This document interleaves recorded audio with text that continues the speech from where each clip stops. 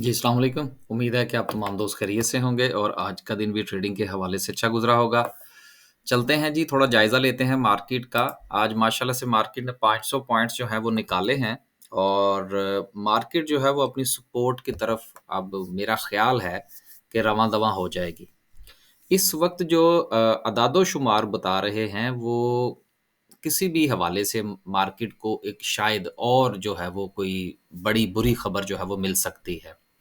इसलिए हमें ज़हनी तौर पर तैयार रहना होगा और वैसे भी मार्केट जब से 49,000 के ज़ोन में ट्रेड कर रही है मेरा ख़्याल है कि लगातार तकरीबन हर वीडियो में एक जैसी ही बात हमारी तरफ से हो रही है कि भई थोड़ा हाथ हौला रखें और देखें कि मार्केट क्या करती है। क्योंकि जब मार्केट किसी तरफ मूव करेगी तो देन हम कोई डिसीज़न करेंगे, लेकिन अभी फ़िलहाल जो है वो सूरत-ए-हाल थोड़ी डाउनवर्ड ही बनती हुई नज़र आ रही है।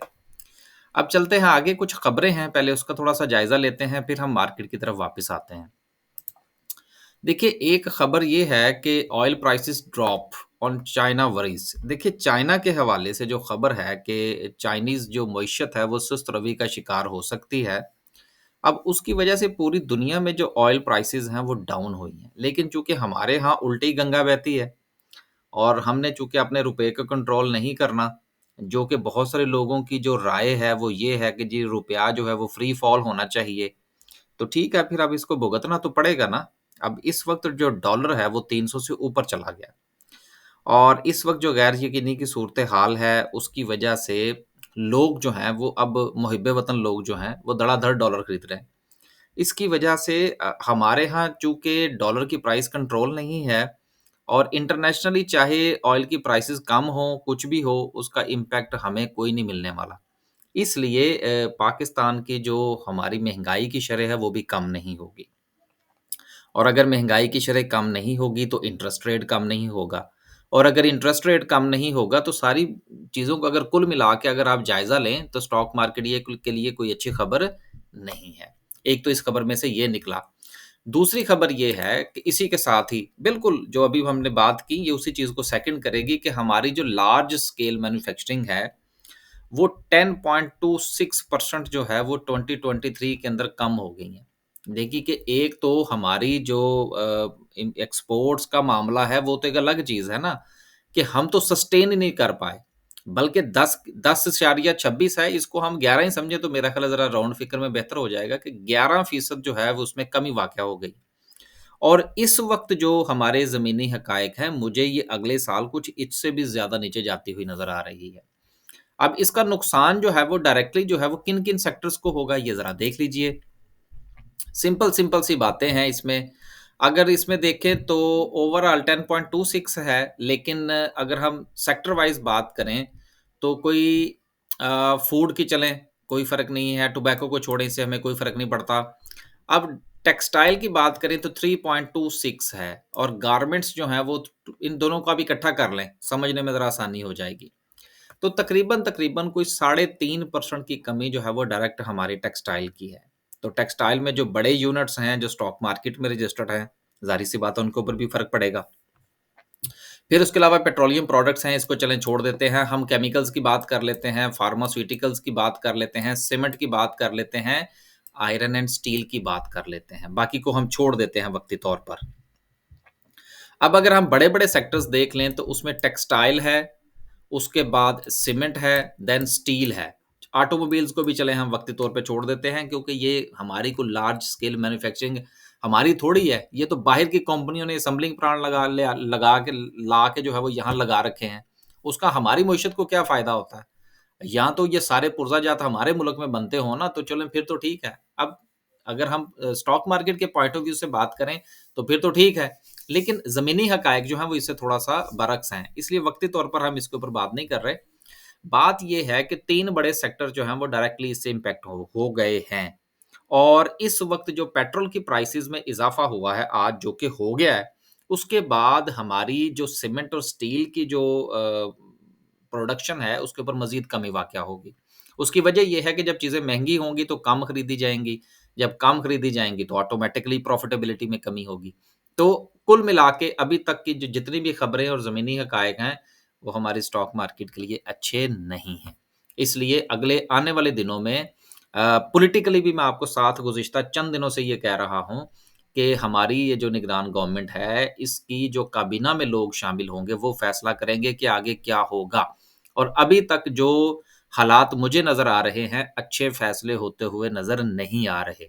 इसलिए मार्केट को आप थोड़ा मज़ीद नीचे देख सकते हैं। वैसे भी इसने जाना तो है थोड़ा-सा नीचे, लेकिन हो सकता है कि कबल-अज़-वक़्त हमें ये चीज़ जो है, ये देखने को मिले। फिर साथ में एक सवाल ये भी पैदा होता है कि अगर मार्केट जो है वो अब नीचे जाती है तो देन मार्केट बाउंस बैक कब करेगी? That's a question. इस वक़्त हम बैठे हैं अगस्त के अंदर, तो दिसंबर में इंशाल्लाह मार्केट थोड़ा परफ़ॉर्म करेगी। वो फिर जब दिसंबर में पहुँचेंगे तो फिर डेली बेसिस पर बात तो होती रहती है। लेकिन एक ज़हन में हमें जो है वो ख़ाका होना चाहिए कि हालात कब बेहतर हो सकते हैं। क्योंकि तब तक जो है वो इस निगरान गवर्नमेंट को थोड़ा टाइम हो चुका होगा। इसकी जो भी कारस्तानियाँ या इनकी जो भी पॉलिसीज़ हैं वो नुमायाँ हो चुकी होंगी। तो कुछ न कुछ जो है वो समझ आ जाएगी। गैर यकीनी की सूरत-ए-हाल थोड़ी-सी बेहतर हो जाएगी। मैं हालात की अच्छाई या बुराई की बात नहीं कर रहा। मैं बात कर रहा हूँ गैर यकीनी सूरत-ए-हाल के ख़ात्मे की। 2 मुख़्तलिफ़ चीज़ें हैं। आगे चलते हैं, अब मार्केट की जो डेली रूटीन की बात है वो करते हैं। 500 पॉइंट्स आज मार्केट ने माशाल्लाह निकाले हैं। जो इंडेक्स का खड़ा खड़ा था वो चंद शेयर्स की बुनियाद पर था। सो वो भी पाँव से फिसले हैं तो सूरत-ए-हाल थोड़ी नीचे चली गई है। लेकिन अच्छे शेयर्स आपको अच्छी प्राइस पर मिल जाएँगे, ले लीजिए। आगे चलते हैं जी और सर्किट ब्रेकर की बात करते हैं। माशाल्लाह से आज भी 9 कंपनीज़ जो हैं वो अपर कैप हैं, जिसमें एटलस बैटरी है, एक्साइड है, पाकिस्तान केबल एंड सो। उसके बाद लोअर कैप की बात करें तो अलगाज़ी ट्रैक्टर और बाकी 2-4 और भी हैं। अलगाज़ी ट्रैक्टर के हवाले से दोस्तों ने पूछा, यार देखिए अलगाज़ी ट्रैक्टर की अगर आप गुज़िश्ता हिस्ट्री उठाकर देखें, इनकी आप सेल्स उठाकर देखें, फिर जो आम तौर पर हमारी एक राय होती है ना, जिसको हम लोग कहते हैं सादा-सा फ़ॉर्मूला, वो हमारा ये होता है कि 1 शेयर जो है वो मिलेट ट्रैक्टर का मल्टीप्लाई बाय 2 शेयर जो है वो एजीटीएल के। हमने तो ये सीधा-सा एक फ़ॉर्मूला रखा हुआ है कि अगर मिल्लत की प्राइस जो है वो ₹500 है, तो एजीटीएल की जस्टिफाइड प्राइस जो है वो 250 है। गलत भी हो सकता है। मैं आपको अक्सर एक बात कहा करता हूँ कि यार स्टॉक मार्केट में कोई भी चीज़ जो है ना वो हरफ़े आखिर नहीं है कि जी ये चीज़ थंब रूल है। कोई थंब रूल नहीं है। जहाँ पे आपका जो फ़ॉर्मूला फिट बैठता है, अगर वो आपको उससे प्रॉफ़िट दे रहा है, तो वो थंब रूल है और अगर वो आपको प्रॉफ़िट नहीं दे रहा है, तो ज़ाहिर-सी बात है वो थंब रूल नहीं है। तो हमने तो इस तरह के मुख़्तलिफ़ जो है वो हीले-बहाने तराश कर रिसर्च करके कुछ हिस्ट्री की बुनियाद देखकर हमने तो ये चीज़ें निकाल रखी हैं। गलत भी हो सकती हैं, ये कोई ज़रूरी नहीं है कि आप हमारी इन कैलकुलेशंस या इन बातों के साथ इत्तेफ़ाक करें। हम वीडियो बनाते हैं, जो हमें पता है, जो हमें नज़र आ रहा हो, वो हम डिस्कस करते हैं और वो कोई ज़रूरी नहीं है कि वो दुरुस्त हो। इसलिए आप इन चीज़ों को देखें, अगर आपके दिल को बात लगती है कि हाँ यार, ये बात में कुछ थोड़ा वज़न है, उसको फ़ॉलो कर लें, नहीं लगती तो रहने दें, पैसा आपका है, वो सँभाल के रखिएगा। आगे चलते हैं जी। आगे चलते हैं और बात करते हैं कि आज माशाल्लाह से पूरा का पूरा पहिया जो है वो लाल है। अच्छा, एक दोस्त ने सवाल पूछा था, ये मैं साथ डिस्कस कर ही दूँ कि जी ये जो ये चीज़ है, ये उसने तस्वीर लि भेजी थी मुझे। ये हमें पाकिस्तान स्टॉक मार्केट की वेबसाइट से तो नज़र ही नहीं आती। ओ सर जी, ये आप जिस भी ब्रोकर को के पास आपका अकाउंट है, आप उसकी वेबसाइट पे जाएँगे तो आपको ये लाल रंग का जो पहिया ये मिल जाएगा। हो सकता है कि जिस दिन आपको मिले ये ग्रीन हो, लेकिन ये वहाँ से मिल जाएगा आपको। तो चलें खैर आगे चलते हैं जी। आगे चलते हैं, माशाल्लाह से आज तमाम सेक्टर ही नीचे हैं, लेकिन देखना ये होगा कि सबसे ज़्यादा पॉइंट्स किसने निकाले हैं? वो निकाले हैं जी ऑयल एंड गैस सेक्टर ने। तो जिस सेक्टर ने पॉइंट्स डाले थे, अगर आप ऑयल एंड गैस सेक्टर को देख लें, उसमें आप मार्केटिंग को भी शामिल कर लें, जिसमें आप शेल को शामिल कर लें, पीएसओ को शामिल कर लें, इसके साथ एसएनजीपी को शामिल कर लें, इन सब ने पॉइंट्स डाले थे। इसके अलावा पीपीएल ने डाले थे, ओजीडीसीएल ने डाले थे, तो माड़ी ने डाले थे, तो उन्हीं से वापस निकले ना जिनके पास थे। बाकी तो बेचारे जो शेयर्स हैं वो बस एक-दूसरे की शक्ल ही देखते रहे हैं, थोड़ा बहुत ऊपर-नीचे होते रहे। उसके बाद देखते हैं जी ज़रा कंपनी वाइज़ अगर कुछ मिल जाए, ओजीडीसी, एफएफसी है and then so and so. फिर एंग्रो कॉर्पोरेशन भी है, फिर सारा मिला-जुला रुझान है, कोई स्पेसिफिक सेक्टर नहीं है, पूरी मार्केट ही जो है वो हमें थोड़ा नीचे जाती हुई नज़र आ रही है। अब बड़े-बड़े अच्छे शेयर हैं, अब मैं थोड़ी-सी मसलन एंग्रो कॉर्पोरेशन है, पोल है, एफएफसी है, हबको है, बैंकिंग सेक्टर के शेयर हैं। बैंकिंग सेक्टर में तो 2-3 शेयर छोड़ के आप किसी भी शेयर को अगर आप इवैल्यूएट कर लें, तो वो इंशाल्लाह आपको कुछ ना कुछ दे के ही जाएगा, लेके नहीं जाएगा।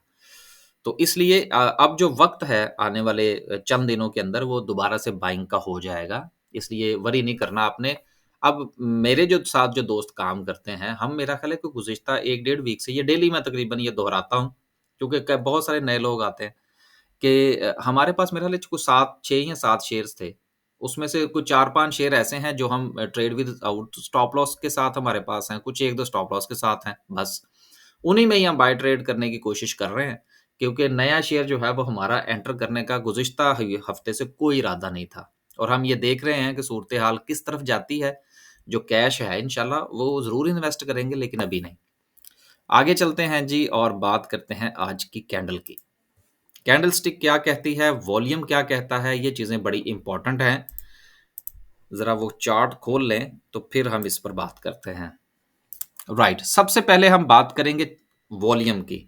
मैंने कल भी इस बात की तरफ इशारा किया था कि अगर आप वॉल्यूम की बात करें, तो हर गुज़रते हुए दिन के साथ कम हो रहा है। अब ये एक अच्छी बात भी है और अच्छी बात ये है कि जब लोगों का इंटरेस्ट इसमें से कम हो जाएगा, तो उसके नतीजे में अपॉर्च्युनिटी जनरेट होगी।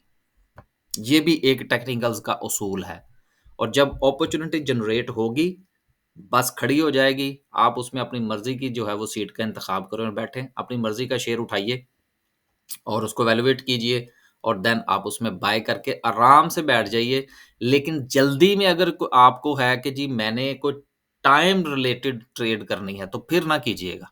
मैं दोबारा फिर बता दूँ कि मार्केट को मेरा ख़्याल है कि अब कुछ थोड़ा-सा सँभलते हुए कुछ थोड़ा टाइम लग जाएगा और कुछ बेहतरी जो है वो हमें दिसंबर के महीने तक मिलेगी। लिहाज़ा टाइम रिलेटेड ट्रेड करने से परहेज़ कीजिएगा। उम्मीद है कि मेरी बात जो है वो डिलीवर हो गई होगी। नेक्स्ट सपोर्ट की बात करें तो मार्केट की वो मैं गुज़िश्ता काफ़ी अरसे से कह रहा हूँ 47 तक जाने के मार्केट के चांसेस हैं। देन देखेंगे कि मार्केट जिस वक़्त 47 पर होगी उस वक़्त आरएसआई क्या कहती है और उस वक़्त के हालात क्या कहते हैं। अगर ये चीज़ें आपस में मैच करती होंगी तो देन हम ज़रूर ट्रेड बनाएँगे, लेकिन अगर नहीं मैच करती होंगी तो कोई ज़रूरी नहीं है कि 47 पे जा पे के भी आप जो है वो बाइंग ज़रूर करेंगे। फ़र्ज़ थोड़ी है, हालात के साथ चलना होता है मार्केट में। मिसाल के तौर पर आज जो था हमारे पास चूँकि एंग्रो कॉर्पोरेशन भी था, तो हमने उसका टीपी लेवल भी थोड़ा-सा डिसाइड कर रखा था, लेकिन उसके साथ जो था वो हमने स्टॉप लॉस भी डिसाइड कर रखा था, कि भई अगर यहाँ यहाँ से स्टॉप लॉस हिट हुआ तो बस हम उसके बाद दोबारा इसको हाथ नहीं लगाएँगे। बाइंग हमारी जो थी वो नीचे की थी। तो हालात के मुताबिक है ना, हमने चीज़ के साथ चिमटे थोड़ी रहना है। अगर हमें कुछ अच्छी अच्छी अगर आज के हवाले से कोई उम्मीद होती, तो हम इसके ऊपर स्टॉप लॉस लगाते ही ना। हालाँकि काफ़ी दिनों से जब से हमने इसको बाय कर रखा था, हमने स्टॉप लॉस लगाया ही नहीं। तो डिपेंड करता है कि वक़्त क्या कह रहा है। उस वक़्त के मुताबिक अगर आप चलेंगे तो इंशाल्लाह आपका पैसा जो है वो मार्केट में सर्कुलेट होता रहेगा। और जब वो 2 या 3 ट्रेड्स कर देगा तो आपको उसमें से कुछ ना कुछ परसेंटेज मिल जाएगी। आगे चलते हैं जी और थोड़ा-सा हम जायज़ा लेते हैं टेक्निकल्स के हवाले से कि आरएसआई क्या कहता है। आरएसआई डाउन की तरफ थोड़ा-सा आया है, लेकिन अभी भी 63 पर है, 50 पर जाएगा, 47 पर मार्केट होगी। मैं गुज़िश्ता काफ़ी दिनों से अपने इसी जो हमारा टेक्निकल है उसके ऊपर हम बात कर रहे हैं, कोई नई बात हमारी तरफ से नहीं है, क्योंकि यार नई होगी तो हम करेंगे ना। अगर नई नहीं है तो क्या आप ज़बरदस्ती इसमें से तो नहीं निकाल सकते। बस जी, आज के लिए सिर्फ़ इतना ही। खुश रहें, आबाद रहें। जो आपकी तरफ से हमें मैसेजेस मिल रहे हैं, मैं आज अभी अपनी वीडियो में ये दोहराए देता हूँ कि यूके और यूरोप के हवाले से अगर आपको कोई इन्फॉर्मेशन चाहिए, कोई कारोबार करना चाहते हैं या यहाँ से कोई इन्फॉर्मेशन लेना चाहते हैं, कोई एग्ज़िबिशन अटेंड करना चाहते हैं या व्हाटएवर कोई भी आपको अगर यहाँ से कोई हेल्प चाहिए या पाकिस्तान से अगर आपको काम करना चाहते हैं, यहाँ पर आपको कुछ समझ नहीं आ रही या कुछ भी हो सकता है।